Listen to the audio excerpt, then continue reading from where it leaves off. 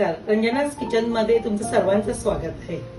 आज आपण बनवणार आहोत रात्रीच्या आपल्या पोळ्या शिल्लक करतात त्याचा पिझ्झा।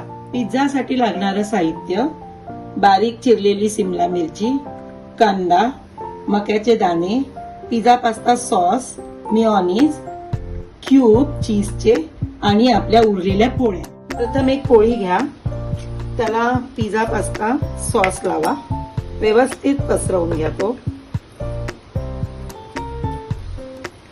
पिझ्झा पास्ता सॉस पसरवला की थोडं मेयोनीज घ्या,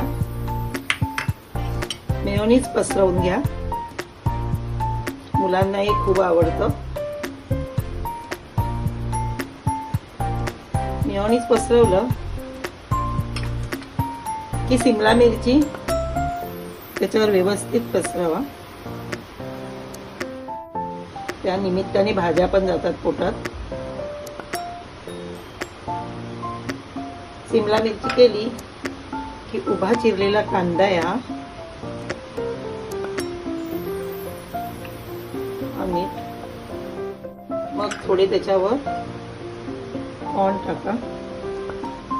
कॉर्न व्यवस्थित पसरवली की आपण मग चीज याच्यावर टाकायचं। मस्त पैकी सगळ्या बाजूने चीज। आता हा आपला तयार झालेला पिझ्झा आहे, तो आपण गरम करायला पॅन मध्ये ठेवू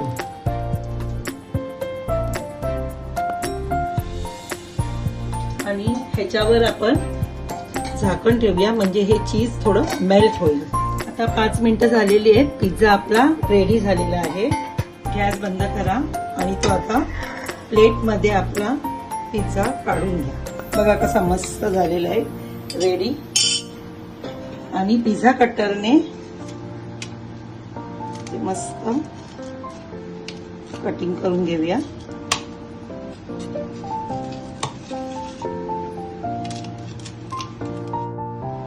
आता पिझ्झा हा रेडी झालाय खाण्यासाठी, तुम्हाला नक्की आवडेल।